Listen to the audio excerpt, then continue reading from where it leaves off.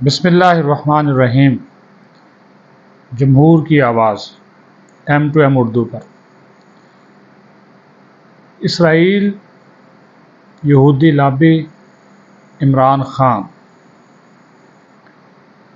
ये पाकिस्तान को अदम इस्तेहकाम का शिकार करना, एजेंडा क्या है, किस तरह ये मामलात शुरू हुए, कहानी कैसे आगे बढ़ी, किस तरह इसराइल और अमेरिका इस वक्त इसके पीछे हैं, आज थोड़ा सा तफसीली तौर पर आपको बताएंगे और उम्मीद है कि आप हमारे साथ रहेंगे। मुद्दे पे आते हैं। जो कुछ रिसर्च की मेन जो चीज़ें हमने निकाली वो आपके गोश गुजार कर देते हैं कि ये कज़्ज़ाब खान यानी इमरान ख़ान कैदी 804 कैसे इसराइल का आला कार है। 16 मई 1995 बदनामे ज़माना यहूदी ख़ानदान गोल्डस्मिथ, उसके साथ इमरान ख़ान का रिश्ता इस्तवार होता है, यानी जुमैमा ख़ान से शादी होती है और फिर मिशन पर काम शुरू कर दिया जाता है। 1996 में पाकिस्तान तहरीक इंसाफ की बुनियाद रखी जाती है। और ये आपको बता दें, जो गोल्डस्मिथ ख़ानदान है ये बानियाने इसराइल में से है। उस दौर में आपको याद होगा कि हकीम मोहम्मद सईद और डॉक्टर इसरार अहमद मरहूम ने इमरान ख़ान को मगरब और इसराइल का आला कार करार दिया था। हकीम सईद ने तो बाकायदा तफसील भी बताई कि इसे किस तरह पाकिस्तान पर मुसल्लत किया जाएगा और उनकी वो पेशन गोइयाँ हैरत अंगेज़ हद तक पूरी भी हुई। ताहम उनके इन इंकशाफात के बाद उन्हें 17 अक्टूबर 1998 को कत्ल कर दिया जाता है और आज तक उनके कातलों का सुराग नहीं मिला। जुमैमा से शादी होती है, शुरू के चंद माह अच्छे निकलते हैं, बच्चे भी 2 पैदा हो जाते हैं, लेकिन लड़ाई जो है वो अरूज पर पहुंचती है कि जुमैमा ख़ान का बाजू तक तोड़ दिया जाता है। बकौल इमरान ख़ान के वो अपना दिफा कर रहा था क्योंकि जुमैमा ख़ान को चीज़ें उठाकर मारने की आदत थी। एक एंकर है महर बुखारी, उसको इंटरव्यू में इमरान ख़ान ने यह कहा कि तलाक के बाद भी उनका लंदन में क़याम ताम हमेशा गोल्डस्मिथ फैमिली के साथ ही होता है। साहबजादा यकूब ख़ान मरहूम की मुलाकात एक यहूदी मशहूर शख्सियत, साबिक़ सेक्रेटरी खारजा हेनरी किसिंजर से होती है और उस मुलाकात के दौरान हेनरी किसिंजर ये कहता है कि हमारे लड़के का ख्याल रखना। ये बड़ी पुरानी बात है। ये देखें, तो साहबजादा यकूब ने पूछा था कि आपका लड़का कौन है, तो उन्होंने कहा था इमरान ख़ान। इंडिया के एक प्रोग्राम आपकी अदालत में एक एंकर रुजत शर्मा इमरान ख़ान से सवाल करता है कि आपके ससुराली रिश्तेदार, उनकी कुछ यहूदी कंपनियां आपके कैंसर अस्पताल में इंसानों पर तजर्बात कर रही हैं, इसलिए आपने उनकी मदद से कैंसर अस्पताल खोला ताकि कैंसर की अद्वियात पर तजर्बात कर सकें। तो इमरान ख़ान ने इन सवालात का जवाब देने से इनकार किया कि वो इस पर बात नहीं करना चाहते। जब इमरान ख़ान की हुकूमत बनती है 2018 में, तो जॉर्ज सोरोस नामी इंतहाई बदनाम ज़माना और पूरे मगरबी ममालिक में साबित शुदा इंतहाई जो मुतनाज़ा यहूदी है वो इमरान ख़ान से ख़ुसूसी तौर पर मुलाकात करते हैं। ये जो शख्स है दुनिया में हम जिन्स परस्ती को आम करने के अलावा और भी कई ख़तरनाक शैतानी दोजाली मंसूबों पर काम कर रहा है, बल्कि इनके सरबराहान में से ख़ास शख्सियत है जिसके चर्चे तकरीबन हर यहूदी से زیادہ ہیں۔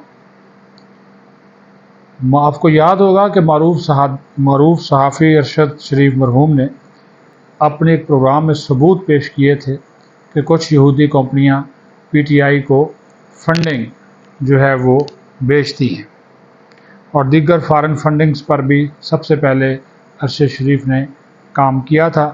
جب وہ عالمی نیٹ ورک کے قریب پہنچے تو انہیں رستے سے ہٹا دیا گیا، اور اس کے پھر تانے بانے جہاں سے بھی ملے وہ اللہ بہتر جانتا ہے کہانیاں کیا ہیں۔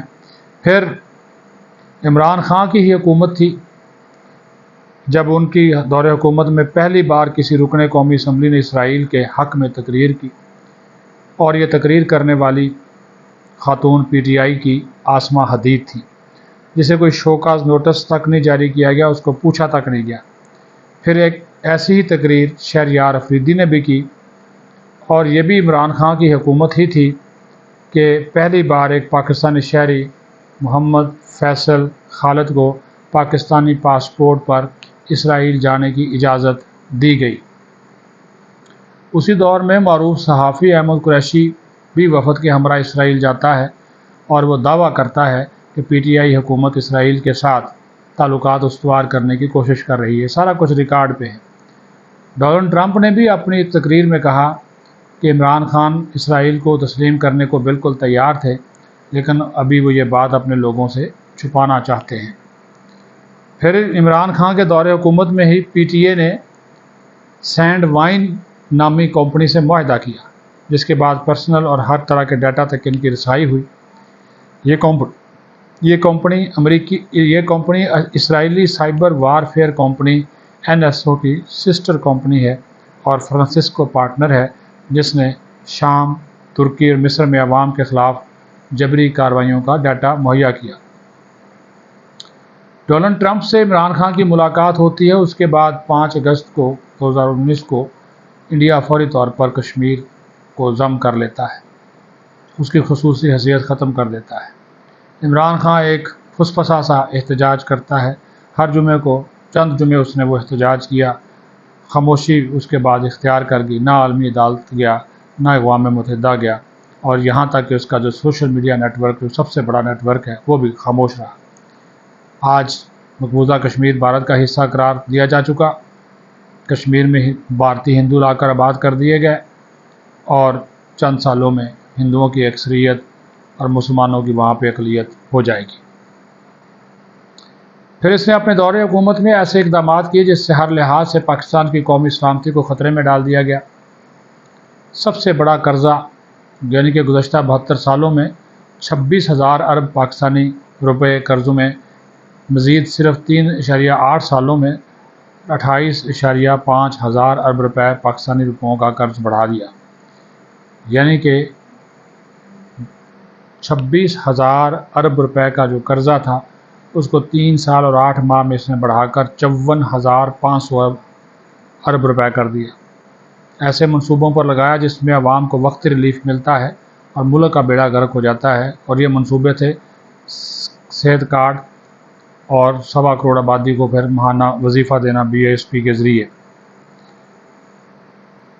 پاکستان کے سب سے جو قریبی اسٹریٹجک پارٹنر تھے چین، سعودی عرب، UAE اور ترکی، ان سے تعلقات بگاڑ لیے، سی پیک کو فریز کر دیا، اور شاہ محمود قریشی نے اعلان کیا کہ ہمیں سعودی عرب کے بغیر آگے بڑھنا ہوگا، جس کی وجہ سے پاکستان اور سعودی عرب کے درمیان بھی تعلقات میں تناؤ آیا۔ آپ کو وہ ساری باتیں یاد آ گئی ہوں گی۔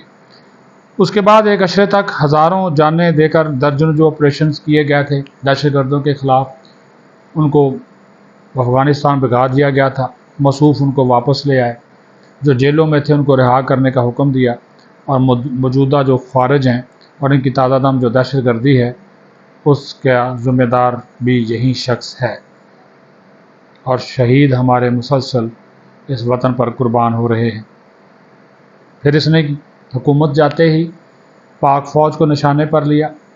پاکستان کی تاریخ کی سب سے بڑی پاک فوج مخالف مہم چلانے والا یہی شخص ہے، حتیٰ کہ 9 مئی کو فوجی تنصیبات پر باقاعدہ بلوائی حملے کیے گئے۔ یہ سب ایسے اقدامات تھے جس سے انڈیا بہت زیادہ خوش ہوا۔ پی ٹی آئی کارکن عمران خان اور پی ٹی آئی کا آفیشیل اکاؤنٹ فالو کرتے ہیں، جو بیانیہ وہاں سے آتا ہے وہی پی ٹی آئی کا بیانیہ ہو جاتا ہے، لیکن جب شیخ مجیب کے حوالے سے ویڈیو سامنے آتی ہے تو پی ٹی آئی رہنما اس سے خود کو الگ کرتے ہیں اور کہتے ہیں کہ انہیں ان اکاؤنٹس کا کچھ پتہ نہیں، لیکن حقیقت یہ ہے کہ ان اکاؤنٹس کو امریکہ سے اپریڈ کیا جاتا ہے۔ عمران خان لاعلمی کا اظہار کرتا ہے، لیکن حقیقت یہ ہے کہ امریکہ ہی سے یہ اکاؤنٹس ہوتے ہیں، پھر امریکی کانگریس سے ایک قرارداد بھی پاس کروائی جاتی ہے۔